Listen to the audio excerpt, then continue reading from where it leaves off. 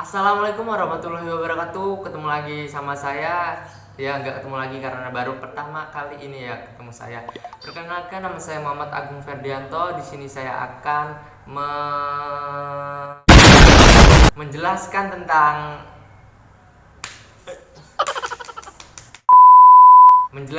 tentang pembentukan perangkat kenegaraan.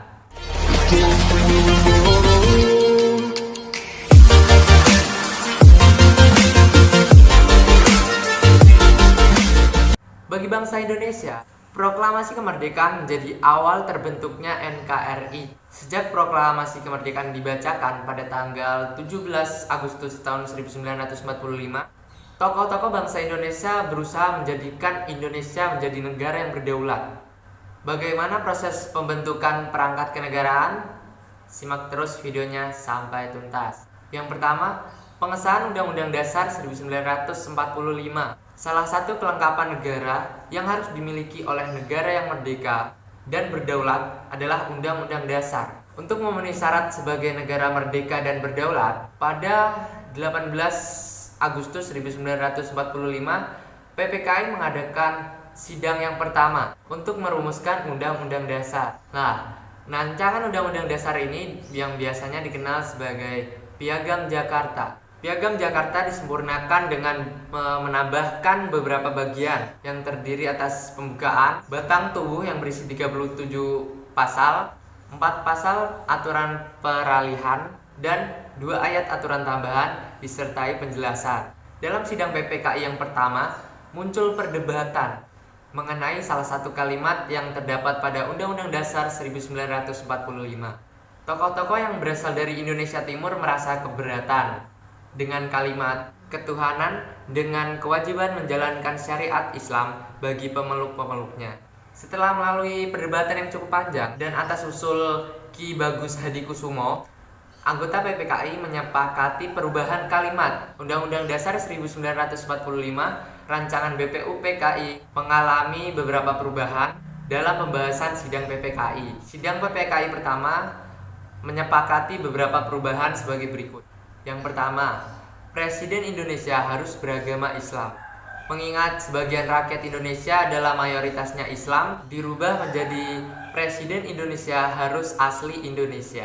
Yang kedua, jumlah wakil presiden ditetapkan 2, berubah menjadi wakil presiden ditetapkan hanya 1 saja.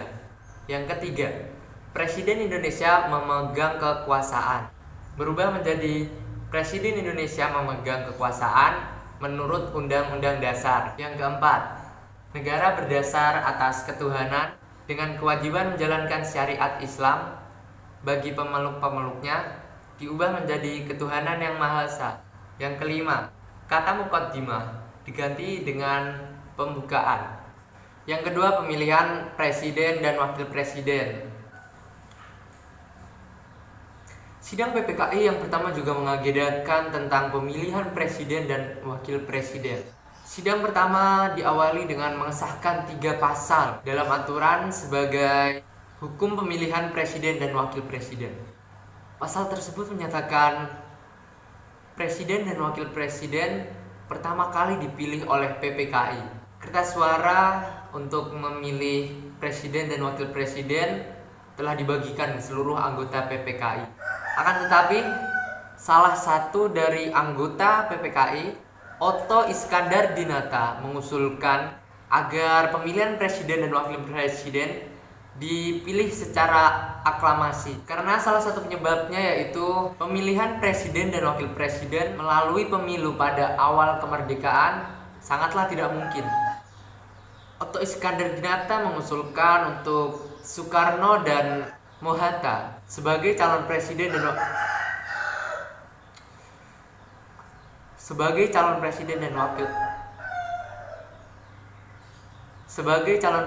wakil presiden karena dianggap sebagai tokoh sentral yang memimpin perjuangan bangsa. Semua anggota PPKI menyetujui usulan tersebut.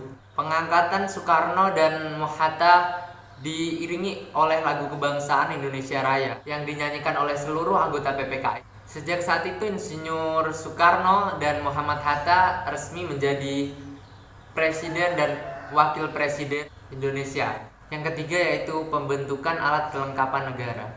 Setelah semua berlalu, tokoh pendiri Indonesia disibukkan dengan pembentukan alat kelengkapan negara. Pada 19 Agustus 1945, PPKI mengadakan sidang kedua untuk membahas pembentukan alat kelengkapan negara. Pada sidang kedua ini, PPKI membentuk lembaga kementerian yang diikuti oleh pembentukan 12 departemen, mengangkat 4 menteri negara, dan membagi wilayah Indonesia menjadi 8 provinsi. Pembentukan pemerintahan daerah bertujuan menjalankan roda pemerintahan dan menggerakkan partisipasi masyarakat dalam mempertahankan kemerdekaan. Untuk mengetahui sidang PPKI yang kedua secara lengkap, Anda dapat membuka laman di bawah ini atau memindai QR code di samping. Yang keempat yaitu pembentukan Komite Nasional Indonesia Pusat. PPKI kembali mengadakan sidang yang ketiga kalinya pada tanggal 22 Agustus 1945. Sidang ini memutuskan untuk membentuk Komite Nasional di seluruh Indonesia yang berpusat di Jakarta. Komite Nasional ini berfungsi sebagai DPR sebelum pemilihan umum dilakukan. Komite Nasional Indonesia dikenal sebagai Komite Nasional Indonesia Pusat yang disingkat dengan KNIP. Menurut Presiden Soekarno, tujuan pembentukan KNIP ini adalah untuk mempersatukan semua lapisan dan bidang pekerjaan agar tercapai solidaritas dan kesatuan nasional, membantu menenteramkan rakyat dan melindungi keamanan, membantu para pemimpin untuk mewujudkan cita-cita bangsa. Anggota KNIP berjumlah 137 orang dan dilantik pada tanggal 29 Agustus 1945. Kasman Singodimedjo diangkat sebagai ketua, dibantu dengan 3 wakil ketua yaitu Karto Hadikusumo, J. Latuharhari, dan Adam Malik. Setelah membentuk KNIP, PPKI membentuk Partai Nasional Indonesia yang dikenal dengan sebutan PNI. PNI kemudian ditetapkan sebagai satu-satunya partai negara. Soekarno berharap PNI menjadi motor perjuangan rakyat dalam segala urusan dan lapangan. Namun pembentukan PNI sebagai partai negara mendapat penolakan dari golongan muda. PNI dianggap berbau Jawa Hokokai karena sebagian besar anggotanya merupakan tokoh-tokoh yang duduk dalam organisasi buatan Jepang tersebut. Akibat penolakan tersebut, penetapan PNI sebagai satu-satunya partai negara dibatalkan untuk sementara waktu karena dikhawatirkan akan menimbulkan kesan adanya partai tunggal yang tidak demokratis. Selain itu, sidang PPKI yang ketiga membahas tentang pembentukan Badan Keamanan Rakyat yang biasanya disebut dengan BKR. Pembentukan lembaga ini mengingat kondisi Indonesia yang belum stabil dan kondusif pada awal kemerdekaan ini. BKR dibentuk dengan tujuan untuk memelihara keselamatan dan keamanan rakyat. Anggota BKR terdiri atas mantan anggota PETA, Heiho, Kebodan, dan Seinender. BKR merupakan cikal bakal dari Tentara Nasional Indonesia yang sekarang lebih dikenal dengan TNI. Demikian pembahasan tentang pembentukan berbagai perangkat kenegaraan pada awal kemerdekaan Indonesia. Dengan terbentuknya perangkat kenegaraan, tugas PPKI pun berakhir. Tugas PPKI dilanjutkan oleh Komite Nasional Indonesia Pusat sejak 23 Agustus 1945. Dalam perkembangannya, Indonesia berhasil meningkatkan perangkat kenegaraan yang lebih maju.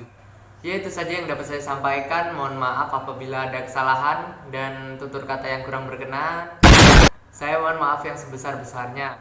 Untuk kalian yang udah like, komen, dan subscribe, dan juga share ke teman-teman kalian, terima kasih semuanya. Assalamualaikum warahmatullahi wabarakatuh.